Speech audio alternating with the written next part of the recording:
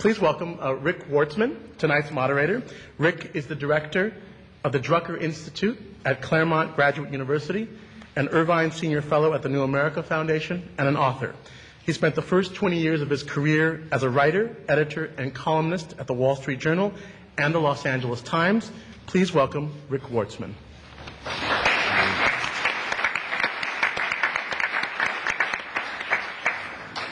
Thanks very much. First of all, thanks to all of you for coming out tonight. It's great to see a full house, and I think it speaks to really the passion that's behind this issue for so many people. Our goal up here is to have a real free-flowing conversation, one that's lively and provocative, but respectful, and we'll then, as Gregory said, follow that up with some questions from you all in the audience. I want to take just the first minute or so here by introducing our panelists. As I told a couple of them already, I have a newfound respect and appreciation for the logistics industry, given the incredibly complicated logistics of pulling this panel together. I had a couple of folks drop out for different reasons who are going to be up here, but we were very fortunate to be able to replace them with an equally stellar lineup. So again, I know you're in for a really interesting program. To my immediate left is David Freeman, who is the president of the Los Angeles Board of Harbor Commissioners. In that role, he and his colleagues partnered with the Long Beach Board of Harbor Commissioners to approve the San Pedro Bay Port's Clean Air Action Plan last November, which is, of course, the focus of our discussion this evening. Dave has a 30-year record as a board member and manager of some of America's biggest publicly owned businesses, including the Tennessee Valley Authority, where he cut sulfur oxide emissions in half, and the Los Angeles Department of Water and Power, where he helped keep the lights on during the California energy crisis. To my far left, we have Patricia Castellanos, project director at the Los Angeles Alliance for a New Economy, whose mission here is to create better jobs and healthier communities around LA. In her role at Lane, Patty has played a key role in building the Coalition for Clean and Safe Ports, an alliance of environmental, community, public health, and labor organizations that has been calling for a major revamping of what it describes as the chaotic port trucking system. And I should note that Patty, who she told me just before, she just bought a new house in San Pedro, and like others sitting up here, I know Nancy and Mike, I know, live really in the area, and which is great. This is not just, I think for a lot of folks up here, a professional issue, but really they have personal stakes here as people who live in this community too. To my immediate right is Michael Lightman, who's been an entrepreneur for 41 years. He is the co-owner of Great Freight, Inc., great name, a 7-year-old harbor drayage company based in Long Beach. Great Freight contracts with 30 to 40 truckers, correct, who are independent owner-operators. And he's here speaking for his business, but was also asked to be here by the California Trucking Association, the trade group in Sacramento, which represents nearly 2,500 trucking companies and suppliers operating in and out of the state. And finally, it's a pleasure to introduce to my far right, Nancy Pfeffer, the president of Network Public Affairs. It's a consulting firm that seeks to bring people together from industry and the community at large to find socially sustainable solutions to public policy challenges, and this obviously is a big one. Its focus is on environmental, transportation, and land use issues. Before founding the firm about a year ago, Nancy worked as a program manager and a senior planner at the Southern California Association of Governments, at SCAG, where she managed the agency's goods movement program. So really, just a great group, a lot of different perspectives, and we'll get things rolling here. Just to lay a little bit of the backdrop, which I know many, if not most of you, are familiar with, the Clean Air Action Plan, as it's been laid out, is nothing if not bold. I think everyone would agree on that. It aims to slash diesel pollution from the 16,000 trucks that haul goods from the ports to nearby rail yards and warehouses by 80% in 5 years. At the same time, it seeks to beef up port security and improve working conditions for drivers. Although I've heard of late port officials using the term stabilize instead of improve. Either way, the proposal would literally change the face of the trucking and transport industry at the nation's busiest port complex. Some say for the better, some fear for the worse. Before we start to dive in on some of the details, and I suspect some of the panelists will have some things to tussle over, I want to just frame this in a bit of a broader context, and I want to begin, Nancy, with you, if you can give us a sense of just the magnitude of the goods movement industry, of which trucking is, of course, just one piece, and describe what kind of stakes we're talking about here, economically as well as environmentally. Sure. Thank you very much, Rick. I appreciate the opportunity to be here and provide some of this groundwork. I'm going to give you, as Rick said, some economic stakes and some environmental stakes, and I've pulled this information from a number of different sources. I'll try and explain as I go along where these are coming from. Sometimes they're for slightly different groups of data, different years. I'll try and tell you that as we change through everything, but I think that this it helps to give kind of an overall perspective on just what we're dealing with here and the magnitude, really, of the trade that goes on here. And it's just great to look out the windows here and really see that we're right in the heart of it. Starting internationally, the combined complex of the ports of LA and Long Beach are the 5th largest in the world in terms of containerized cargo movement. And I should say also that most of the information I'm going to give you it's nothing new. It's probably things you've all heard before, but I did want to pull together economic and environmental issues in one place. Going nationally, the ports of LA and Long Beach are the 2 largest ports in the United States, also in terms of containerized cargo. In 2005, these ports handled about 42% of all the containerized imports coming into the United States and about 2/3 of all the containerized cargo coming into the West Coast. So this really is the hub, the ground zero for all of that traffic. In 2007, BST Associates updated a trade impact study for the ports and the Alameda Corridor Transportation Authority, and I'm going to cite some facts and figures for 2005 data from that study, because I think this is a good snapshot of what these 2 ports mean to the country, and it really is kind of breathtaking.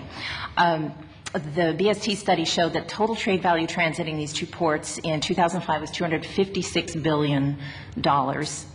That's 2.5 times as much value as in 1994. So that just gives you a sense of what the growth trend has been in the past. 94 was the first time BST did that study.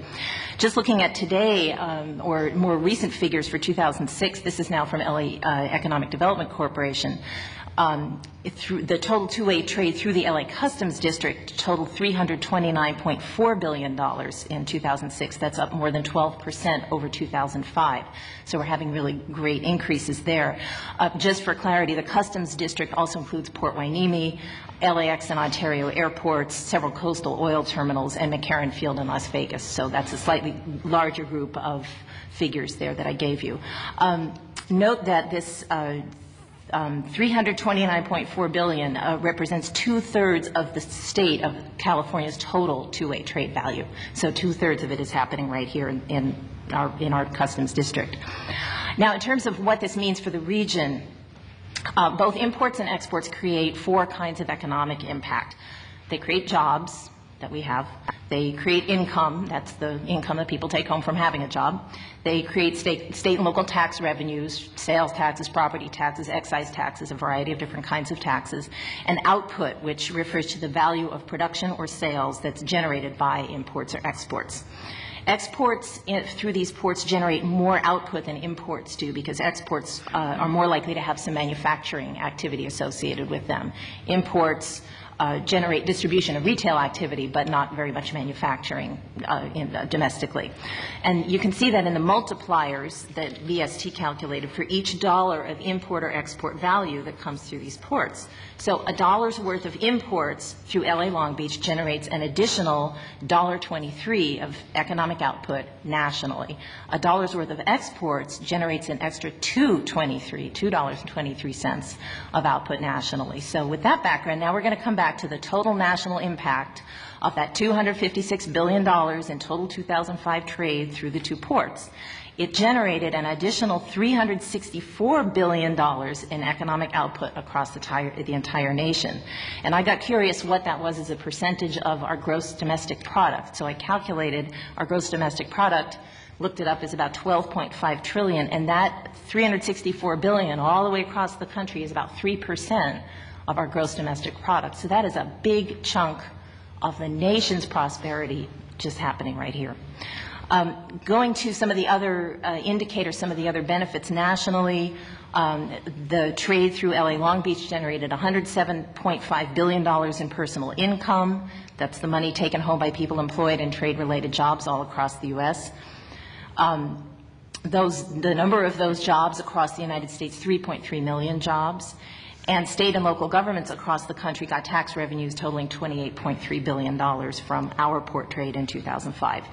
And one thing BST points out is that these economic benefits go to every single state in the nation and every congressional district in the nation. There's not one that has zero in the table when you look at imports and exports. Even Maine did nearly $100 million worth of business with LA and Long Beach in 2005. Hawaii close to $60 million, and Alaska, the smallest, was still $2 million. So every state benefits. Do I have time to go into Actually, maybe you local? can touch on, or maybe you could touch on also some of the environmental, kind of the other piece. Sure. Good. Maybe we Okay. can come back, Sure. depending on time, to the. That's great. That's great. I have some figures on local, but I'll defer those for now. And let me talk a little bit about the environmental impacts, because those are also breathtaking in their magnitude. For this, we really go to the California Air Resources Board, their Goods Movement Emission Reduction Plan published in 2006. And CARB quantified the health effects and the costs resulting from ports and goods movement in California. And I'm just going to read out these figures because they're pretty telling in themselves. Premature deaths in the state of California arising from ports and goods movement, 2,400 per year. Hospital admissions for respiratory causes, 2,000 per year. Hospital admissions for cardiovascular causes, 830 per year. Asthma and other lower respiratory symptoms, 62,000 cases per year. And to step outside the CARB report for just a minute and cite a figure that's cited by the Long Beach Alliance for Children with Asthma, in Long Beach, the rate of asthma among children is 19.8% as compared to a national average of only 10%. So we've got twice the rate of asthma among kids in Long Beach as we do nationally. Going back to the CARB figures, acute bronchitis, 5,100 cases a year. Lost work days, 360,000 per year. Minor restricted activity days, 3.9 million per year. And school absence days, 1.1 million per year. And of course, those cost school districts money as well. CARB has tried to quantify the value of these health impacts. The total comes to about $19 billion annually. That's in cost to the state economy from these health impacts. And just as one final note, CARB estimates that for every dollar invested in cleaning up pollution from freight transportation, $3 to $8 in health costs would be saved. So there's another kind of a multiplier effect to think about. It's really two sides of the ledger, in a sense, that we're talking about here. Let's sort of focus now on the trucking piece of the plan, since that is the furthest along and therefore the most controversial at this point. Let me turn to you. And you had a great line when some of the details were unveiled this spring. You told the LA Times that you knew not everybody was going to be thrilled about them, and you said, but eternal happiness is above my pay grade. That's certainly proven true. The most contentious aspect of the plan, I think it's fair to say, has been the idea of having concession contracts for trucking companies working at the ports, and as part of that, having drivers become full-fledged employees instead of independent contractors.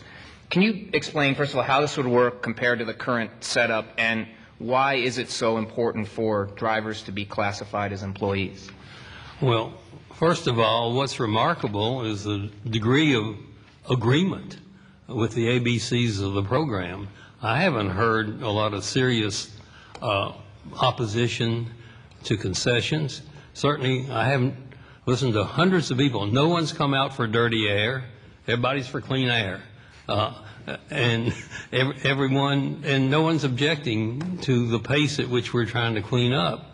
And no one is objecting to our efforts to tighten homeland security. Certainly anyone that thinks about it for more than 30 seconds is going to be worried when they realize that there's 16,000 truckers coming on the port in trucks, and all we know about them is they have a California ID, which you can get downtown LA most any day. I mean, the federal government has a system that's still on paper that hasn't been implemented yet, and we need to tighten security, and we certainly need a secure workforce. When I have the truck drivers come before me and say, you know, we really like the status quo because we come to work when we want to, you know, most of America has to come to work on Monday morning and work all week long, and we need a stable workforce. Now, the truth of the matter is that there is no way that the port can have direct relationships with 16,000 individual truckers.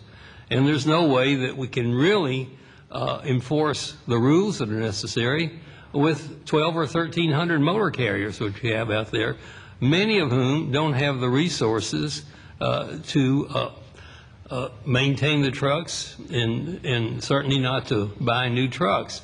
We are subsidizing the acquisition of retrofits and new trucks, and our program is designed to get the job done. We're offering concessions, unlimited number of concessions to people who will come in here and provide cleaner trucks, will agree to maintain them, and will take responsibility for all the trucks in their concession. Now, you know, I'm just a plain-spoken person. When somebody tells me they want to be an independent contractor, that means that I don't have control over them.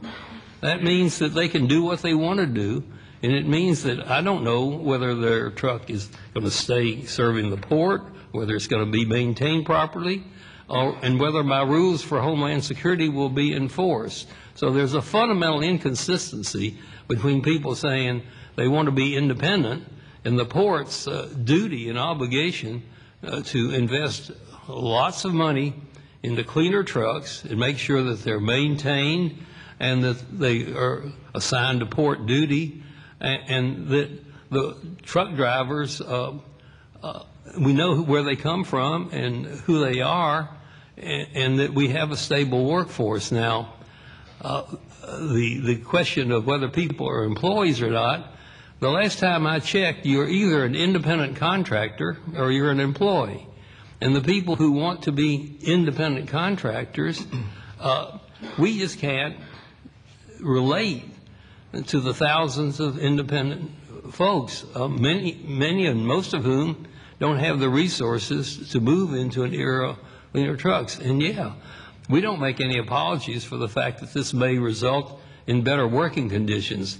Certainly there are an awful lot of people out there who are breathing this dirty air and making a scant living, and if this results in their making a bit more money, you know, I'm not going to apologize for that. But our program is designed to carry out purposes that this port has a duty to enforce. We have a duty to clean up the air. We have a duty to tighten security. And we have a duty to have a workforce that is stable and committed to serving the port. And yeah, sure, the workload varies from one season to another, but that can be handled under the new system. And it's a work in progress. Our mind is not fixed on the details. We have an open mind, but we don't have an empty mind. Let me, Mike, I'm going to turn to you in one sec to respond, but I'll give you the full slate to respond to. Just, hey, I think, and correct me if I'm wrong, but in addition to stability and security, as far as I know, having talked to Lane about this in the past, I mean, you do see an economic justice argument here as well, that Dave may be downplaying a little bit here, but tell me why, if that's important to your organization, and why.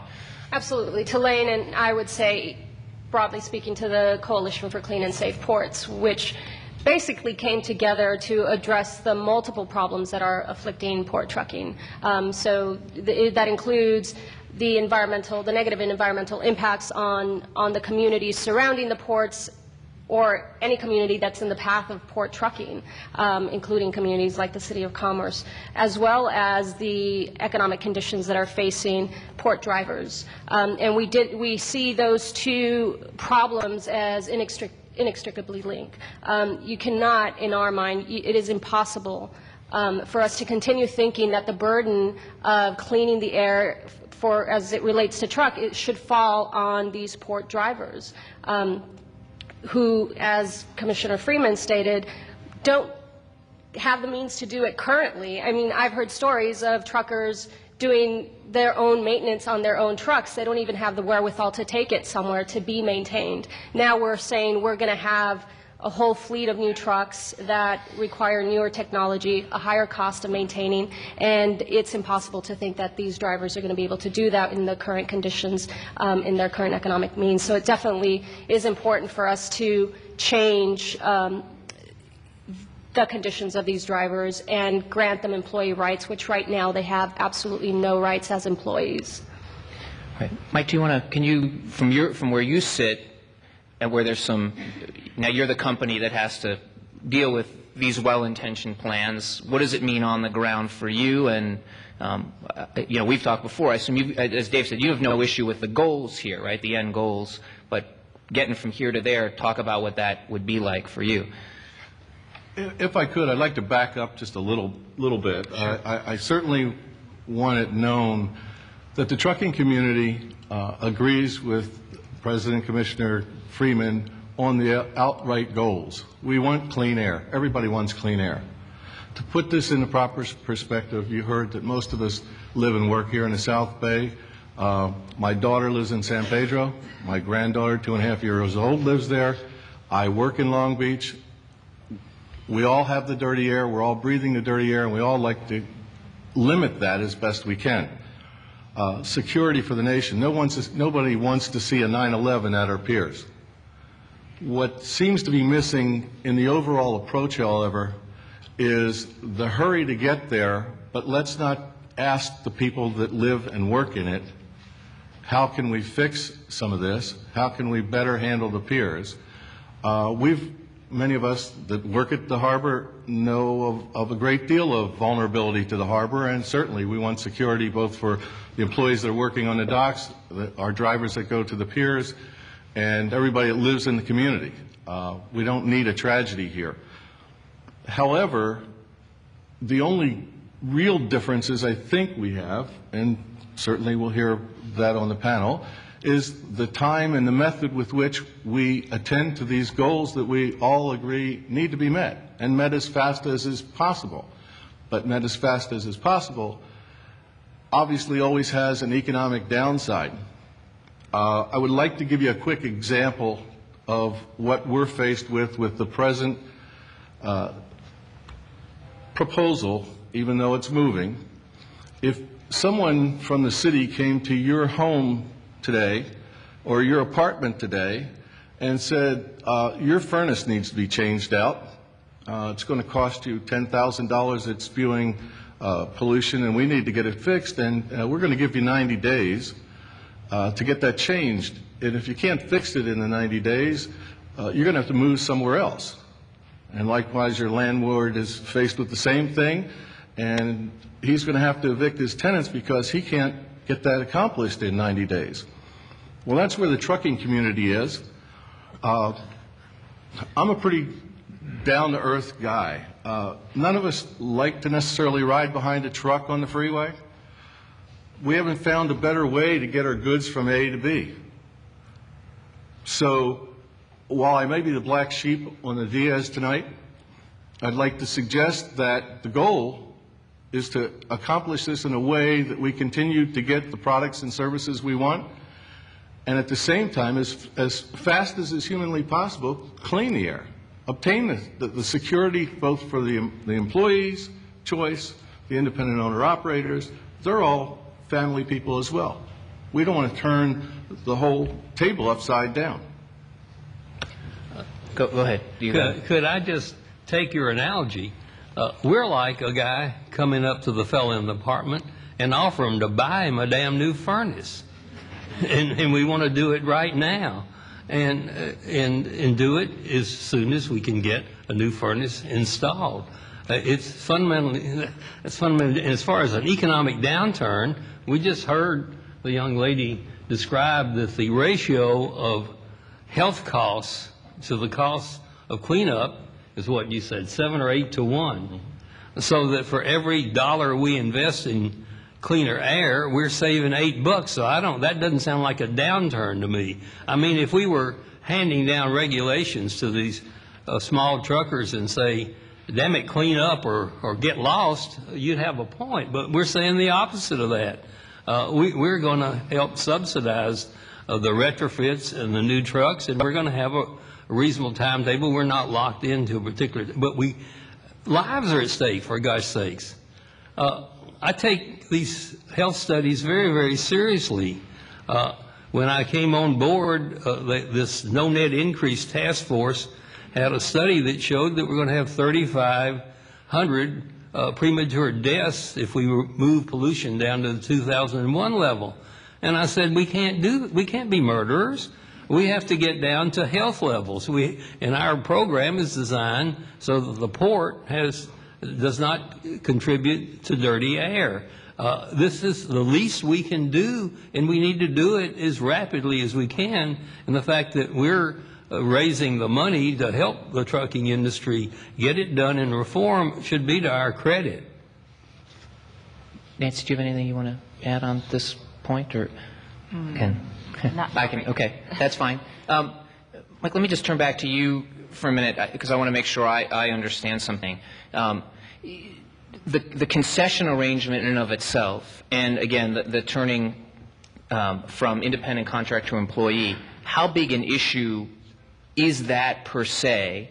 Because are you focused on the time frame? That is, all this is going to be implemented too quickly? So that is to say, if it were, I don't want to put words in your mouth, but what I heard was a focus on kind of the schedule, how this being rolled out in your mind in too short a time frame, or is it fundamentally the program? And if not that, is there an alternative? What would you propose as a basic framework? Well, I want to hit the first part. Certainly the time frame is a difficult one, and it's a laudable one. But if we make too many mistakes on the way to achieving January 1st or March 1st or whatever the short-term goal is, if we hurt the churning of our economy by eliminating owner-operators, we're not going to have drivers there to pick up the cans. Let me just focus this way.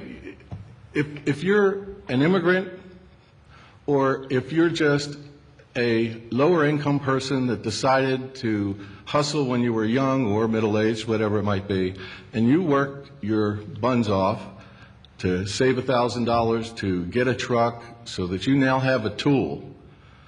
You have a tool with which to go to work. You don't have to sweep the floor. You don't have to carry the boxes in the warehouse. You have a tool that you can work and make additional money.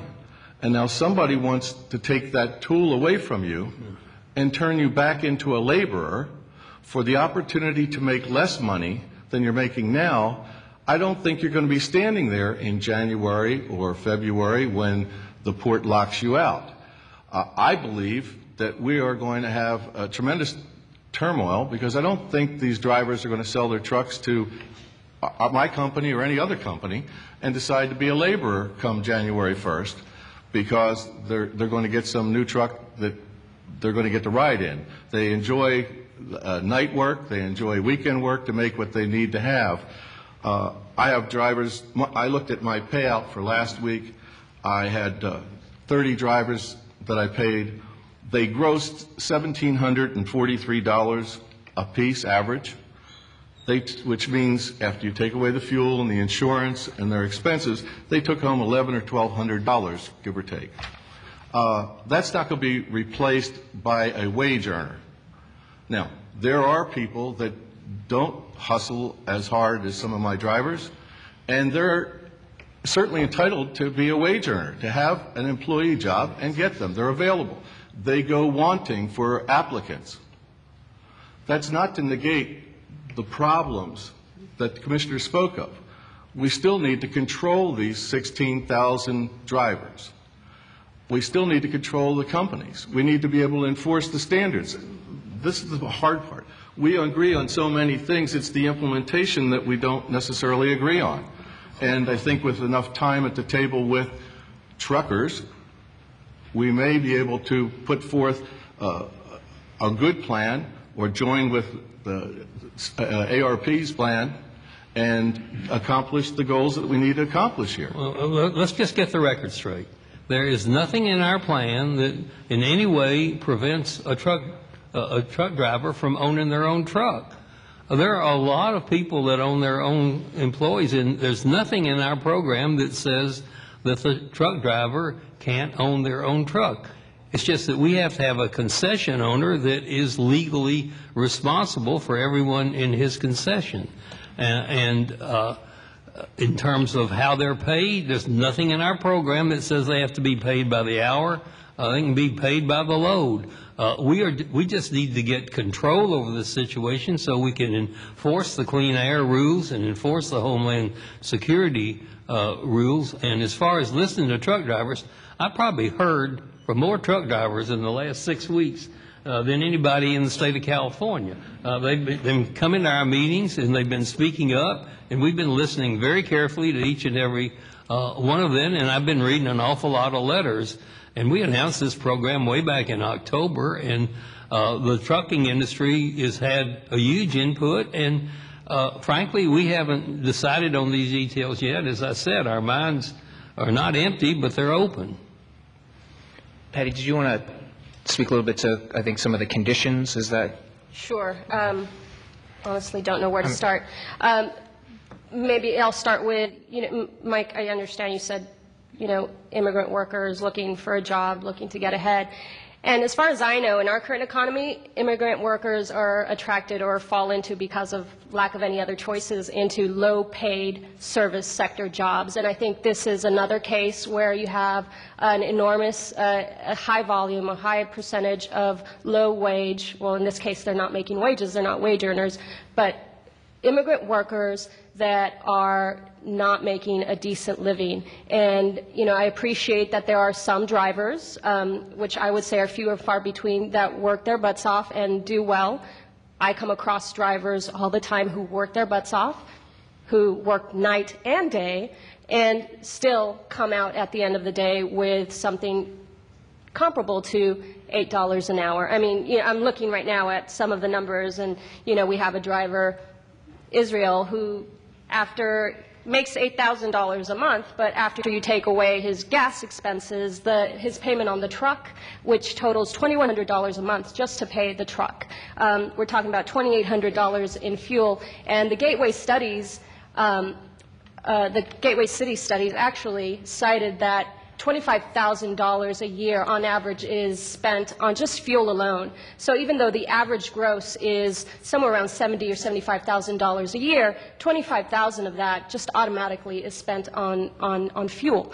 And so that netted out to what, like $25,000 a year or something? $29,000 in that study. Cities averaged, or what they cited as an average for workers, $29,000, not including medical benefits, not including workers' comp, not including pension, not including Social Security. So there are a lot of costs. Not including because they typically don't have those benefits. And as far as I know, in the Gateway City study, again, I think 0 was the number of independent owner-operators that received health insurance. And so do they have a tool? Absolutely. The drivers I've spoken to will give it up in a heartbeat if they could make a decent wage and if they could spend more time with their families. Let me ask to Dave and Patty, that said, and Nancy, I'd be curious your thoughts on this. Will this, though, do you anticipate some amount of disruption just in a changeover like this? And will almost any big economic change, always one thing we can count on is going to bring things that maybe none of us can anticipate sitting up here, and just the sheer disruption, the drivers of those 16,000 trucks, I think, a good point Mike made is that you can expect a certain amount of churn, people who do have livelihoods now maybe not to find their way back to be working for those with concessions and so on. What kind of negative impact, just even in the short term, the transition do you anticipate, and how do you deal with that? Well, first of all, we're going to be sending requests for proposals out. And until we get responses to that, we're keeping all of our options open. our primary responsibility is to clean the air and keep the goods moving, and we're not going to implement a program that deliberately results in congestion and shortages. We have complete control over the pace of the program and the ultimate details. But what I can't get through my thick head, and what none of these truck drivers have been able to persuade me, and how somebody can be independent and still be responsible to the port so that we can implement these rules. That's the dilemma we have. And everybody that comes in and says they want to be I know what an independent contractor is. He's someone that is not, that you can't control.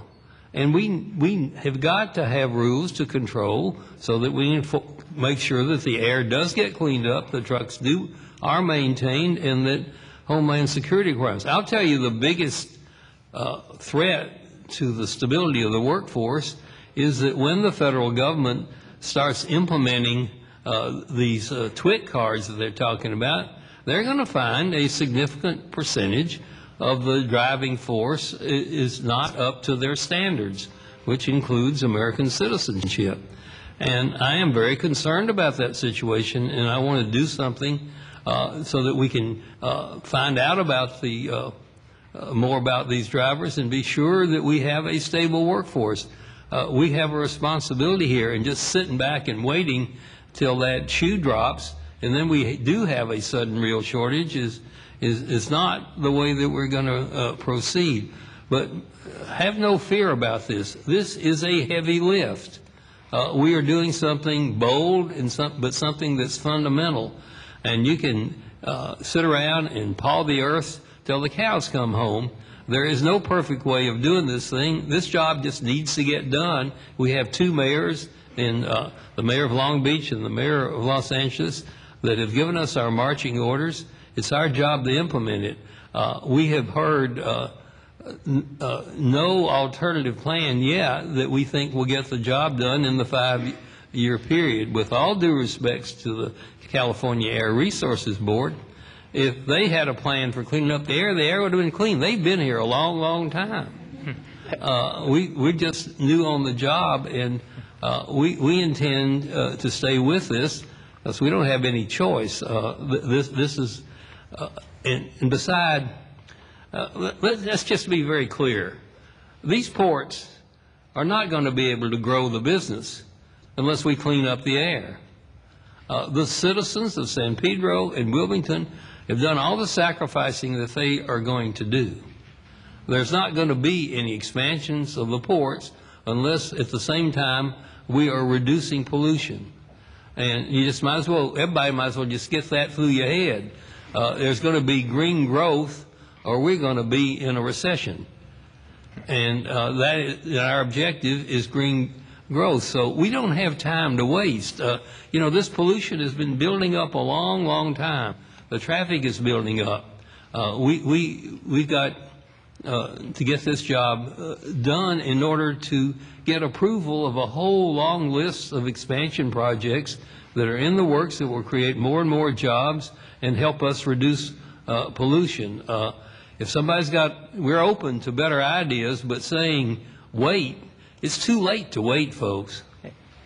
Let me just, I want a one-word answer from everybody real quick, which is, do most drivers of the 16,000 trucks, do most want to be employees or independent contractors? Employees. I haven't made a survey myself. That's not a one-word answer, but why did I think that was going to happen? But I would think that people would want to make more money. I can't do it in one word either. Without a doubt, or two words, if it's surveying my 30 drivers, maybe one, or possibly two would be willing to be employees. The rest of them will find someplace else to run their trucks if they're forced to be a laborer. Nancy, what do you think? I think it's a $64,000 question. I really do. I think that the surveys that have been done are the CTA has said 80%. They've gone ahead and surveyed, and yet there are numerous drivers who say they would very much prefer the benefits and stability of being employees. So I don't think there is a one-word answer to that. But I've got to say this is not a popularity contest or a quiz show. We have a responsibility, if we're going to be handing out trucks that cost $180,000 in retrofitting trucks and spending a bunch of money to make sure that the public gets its money's worth. We have got to have control over these people. And the word independent is the opposite of control. So, you know, I don't want to impose anything other than what we need to get the job done. But somebody's got to explain to me how an independent operator is going to be responsible to the port for carrying out the rules. Do you want to Yeah, take that? if I could. I mean, you're asking for enforceability and making sure these trucks are checked, making sure the maintenance is done. That can still be done by any number of companies, whether it's 1,300, 1,600. We have stickers on our trucks now to go through what's called e-modal. We could have stickers put on our trucks like we could get put on when they go through the CHP inspections that said you were inspected in July, you need another one in 90 days. Everybody running for my fleet, whether they are, quote, my trucks or their trucks, is going to have a sticker to come in the port. And somebody at the gate's going to see the sticker, and if it's out of date, you're not coming in. But the stickers, excuse me, the stickers don't cut it. I mean, you're an honest guy. Your 30 drivers would probably be in compliance, but you can't vouch for 16,000 people. And if we have no control over them, how do we enforce it? Pardon me.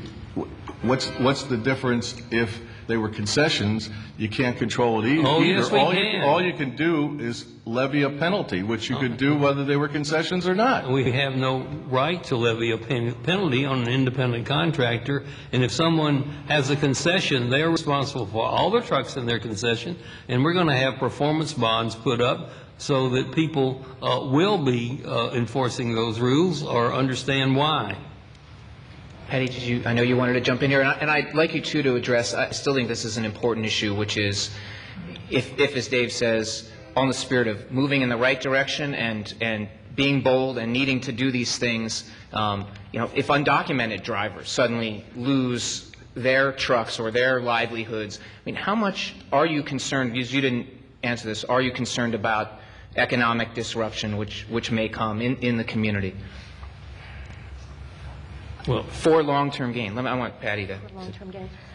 So just getting back to this question of enforceability and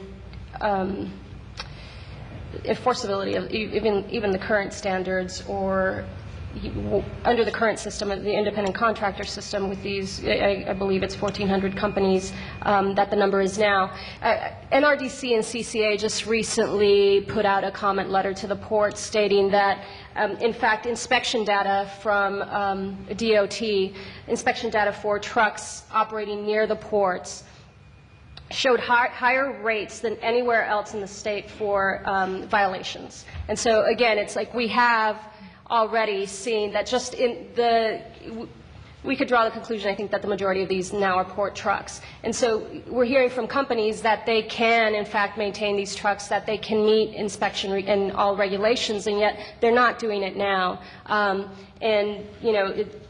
So I'll leave it at that. I think there are shortcomings in the current system. There are significant number of violations already, and in fact, some companies have reported twice the national average on this panel alone.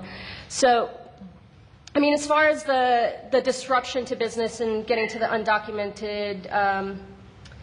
I can't remember your question. Yeah, I'm just wondering if you have concerns of the ripples just through the communities, through the neighborhoods you work in. I mean, if some of these drivers, through tightened scrutiny or whatever, suddenly can't do these jobs, just what some of the short-term economic impact might be for their pocketbooks through the transition.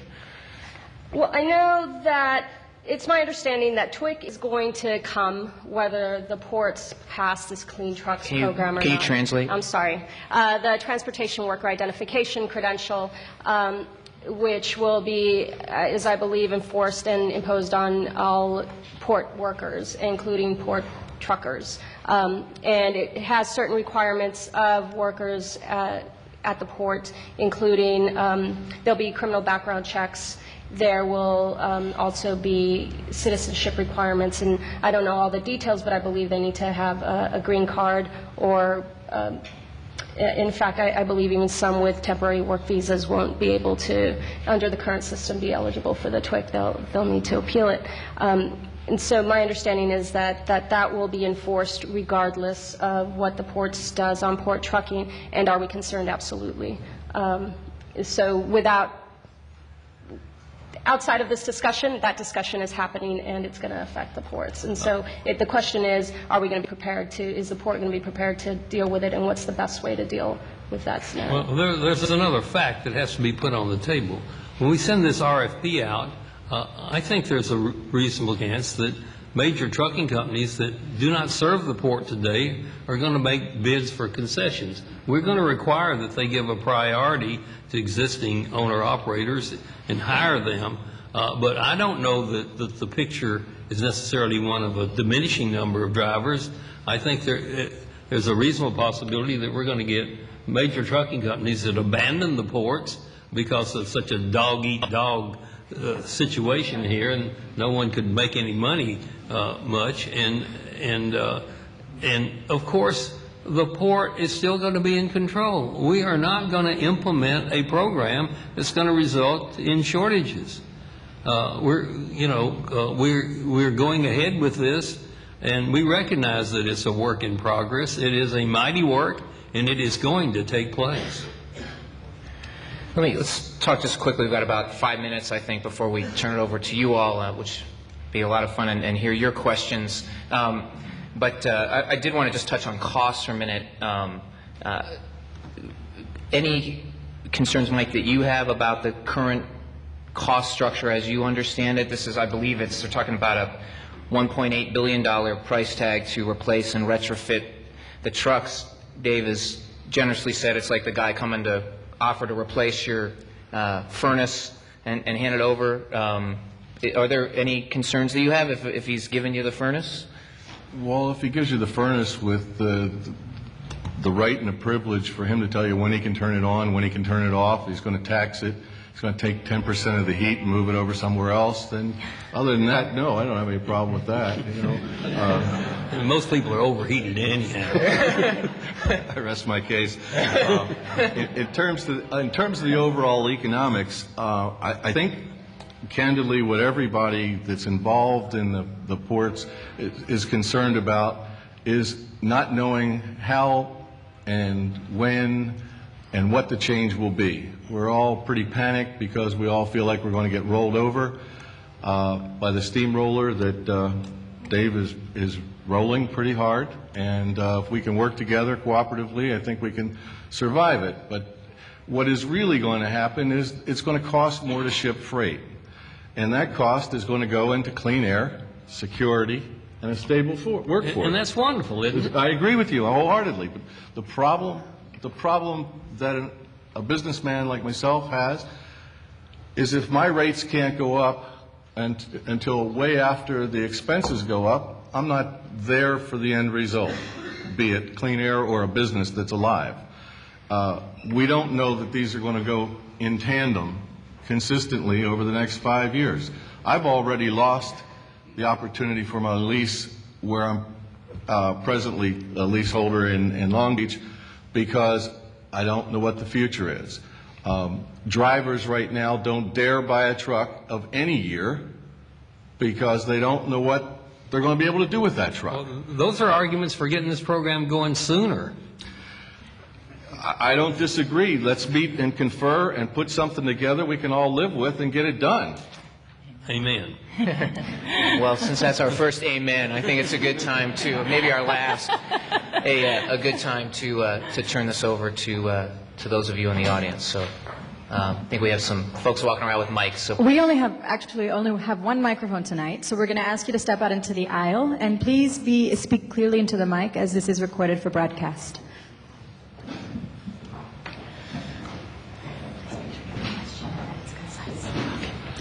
My question is, I've been hearing, several things said out, but my question is, have we thought about really, in reality, how this is going to affect minority families and single parents that, are independent operators right now and choose the time they can work and be with their children? I think it's going to improve their standard of living. That's how it's going to affect them.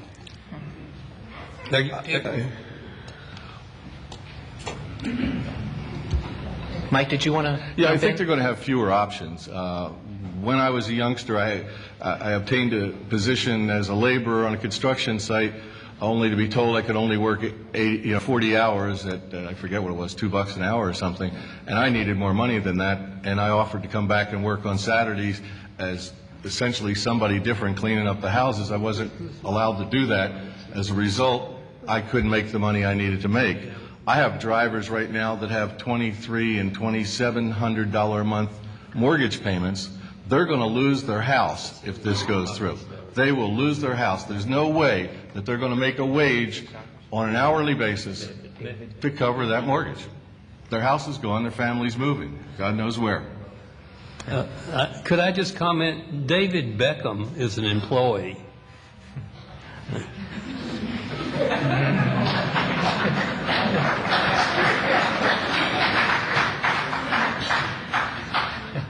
My name is Jesse Marquez. I'm Executive Director.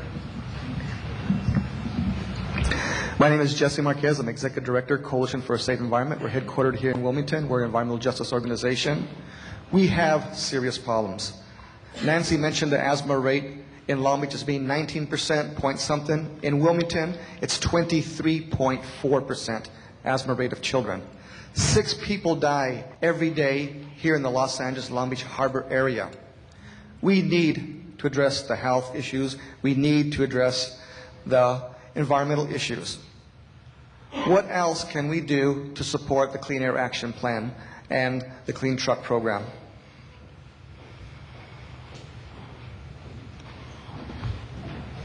Does anyone want to respond?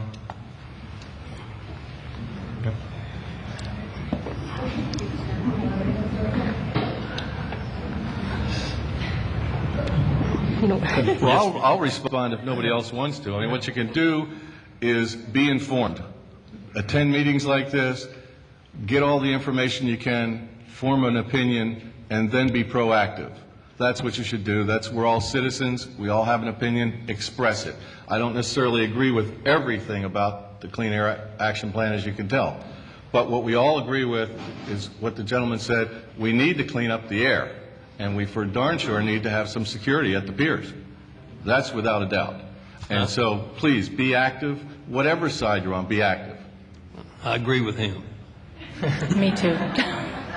That's 2 things. Mi nombre es Felipe López. My name is Felipe López, residente de Long Beach, camionero por 13 años. Resident of Long Beach, 13 years, sport driver. Tengo una pregunta para Michael. ¿Qué ha hecho la industria camionera por los últimos 27 años para limpiar el aire? He has a question for Mike. The trucking industry done to clean the air for the last 27 years. Dice que están por aire limpio, pero ustedes se están oponiendo al plan de los puertos. ¿Y cuál es el plan de ustedes para limpiar, parar que los niños sigan muriendo de asma y las personas respirando aire sucio? Okay, he said, you said that you are for clean air, but you're not offering anything to actually clean the air to save the lives of the kids, since he's a resident from Long Beach. Okay, the response to that is I'm offering to do as much as I can to get involved to try and help put forth a plan that we all can live with. I'm not interested in bankrupting my company. I don't think that furthers the goals of any of us. However, what has the trucking community done over the last 27 years, I think was your statement. We buy the trucks that the government makes available through all the regulations that they put forth. We use the fuels that they put forth to put in those trucks. The California Trucking Association was very instrumental in getting the low sulfur, ultra low sulfur fuels available to put in the trucks to lower the emissions, to lower the particulate. This is not all on the back of trucks, all the pollution. We're a significant but smaller piece of the pie here in the harbor, but significant. I'm not trying to dodge that word. What we can do is figure out how not to turn the table upside down and have these ships from the harbor all the way down to Dana Point come January 1st. We've got to have a plan that will work, and I think Mr. Freeman has said the same thing. That's the goal. We just can't pull the rug on everything, but going after clean air, without a doubt, without a doubt. If I could just add this, I don't think it's the truckers' fault. I don't find fault with the Trucking Association or the truckers. They've obeyed the regulations, as weak and meek as they may be, that the California Air Resources Board has said, and that the ports in the past have not said. So let's just be clear where the responsibility is. The responsibility is of government to govern, and I don't have any problems with the Trucking Association in the past or even at present. We're working together. We'll work this out. Rick, actually, if I could just add, I think the question also does come down, and President Freeman alluded to this responsibility of government. There needs to be some responsibility on the trucking companies as well to address this issue.